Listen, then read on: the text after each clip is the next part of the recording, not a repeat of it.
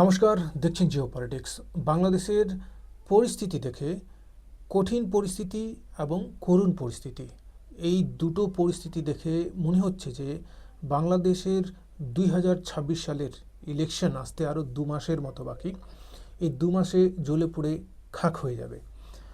ঈর্ষায় জ্বলছে, হিংসা হানাহানিতে জ্বলছে, সাম্প্রদায়িক যে কারণগুলো সেই কারণগুলোতে জ্বলছে।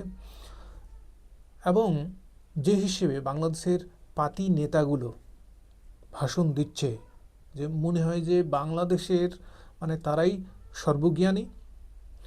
এদের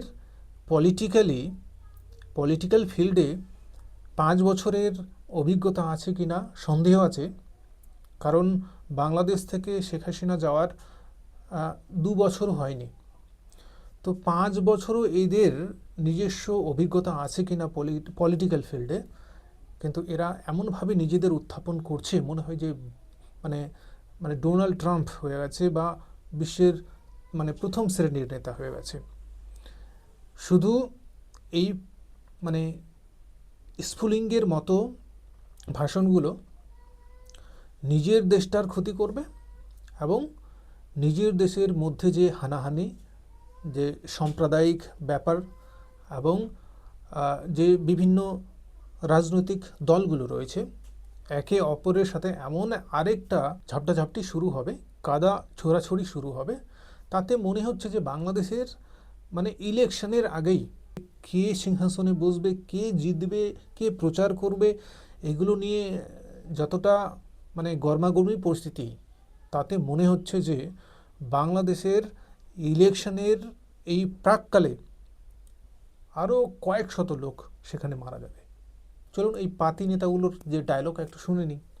কিছু তো করতে পারবেন না, দেশের মধ্যেই শুধু হানাহানি, খুন খারাপি ইত্যাদি নিয়ে পড়ে থাকবেন, অথচ বাইরে যেসব দেশ তাদের জন্য অনেক কিছু করে, যারা বিশেষ করে ভারতের কথা বলছি, বাংলাদেশের চৌরাস্তার মোড়ে পিত্তেস করে দাঁড়িয়ে থাকা সেই পাতি ছাত্র নেতাগুলোই আজকে ভারতের বিরুদ্ধে চোখ রাঙানো শুরু করেছে। আপনারা যেহেতু তাদেরকে আশ্রয় প্রশ্রয় দিচ্ছেন, কথা স্পষ্ট করে বলে দিতে চাই, ভারতের যারা সেপারেটিস্ট আছে বাংলাদেশে আমরা তাদেরকে আশ্রয় প্রশ্রয় দিয়ে যে 7 সিস্টার রয়েছে সেটাকে বাংলাদেশ থেকে, ভারত থেকে আজকে শুনছি বাংলাদেশ হাই কমিশনকে নাকি ভারত ঢাকায় ধমক দিছে, যে কেন আমরা ওই কথা বলছি। ধমক দিছে নাকি ওই ভারতীয় হাই কমিশনারকে এই খুনি হাসিনাকে আশ্রয় দেওয়ার জন্য শুধু ধমক না, লাঠি দিয়ে দেশ থেকে বের করে দেওয়া উচিত ছিল। তবে এইসব জিনিসগুলো থেকে সব থেকে বেশি খারাপ লাগে যে বাংলাদেশে গণতন্ত্র আছে কিনা বা বাংলাদেশে তাদের সংবিধান চলছে কিনা এখন। কারণ ময়মনসিংহের ভালুকায় যে হিসেবে দীপুচন্দ্র দাস নামে একজন যুবককে খুন করে তার গায়ে পেট্রোল ঢেলে এবং গাছে ঝুলিয়ে আগুন লাগিয়ে দিয়ে তাকে পোড়ানো হলো, এবং পাশে শতাধিক জনতার উল্লাস, এই ধরনের অমানবিক ঘটনাগুলো মানব সভ্যতাকে প্রশ্নের মুখে ঠেলে দিয়েছে।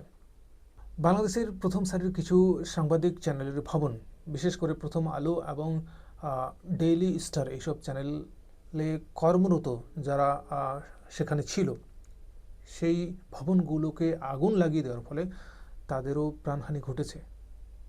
তবে এটা একদম বলাই যায় যে আগামী 2 মাসের মধ্যে ইলেকশন হবে কি হবে না ঠিকঠাক সেটা তো দূরের কথা, ইলেকশন হওয়ার আগেই মানুষ এমন হানাহানি, দাঙ্গা এবং মার ফেসাদের পাল্লায় পড়বে, তাতে অর্ধেকটা বাংলাদেশ জ্বলে পুড়ে খাক হয়ে যাবে। তবে যত দিন যাবে ততই বাংলাদেশের পরিস্থিতি আরও খারাপের দিকে যাবে। যা কিছু ঘটনা ঘটবে তাকে রাজনৈতিক প্রোটোকলের মাধ্যমে ফেলে দিয়ে, ইলেকশন প্রোটোকলের মধ্যে ফেলে দিয়ে রাজনৈতিক একটা আখ্যা দিয়ে সেই বিষয়গুলোকে শেষ করে দেওয়া হবে। তাদের কোনো কেসও হবে না, মামলাও হবে না, শুনানিও হবে না, এবং যা কিছু যা অপরাধ করছে সেটা একেবারে খালাস।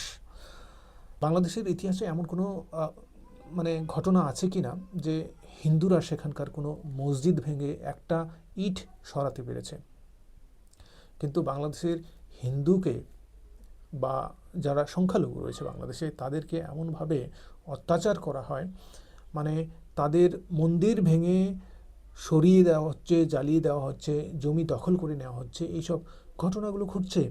অথচ সেই নিরীহ বাংলাদেশের যে হিন্দু, তারা কিন্তু এমন তাদের প্রমাণ নেই যে তারা কোনো মসজিদ ভেঙে সেখান থেকে একটা ইট খসিয়ে নিয়ে এসছে।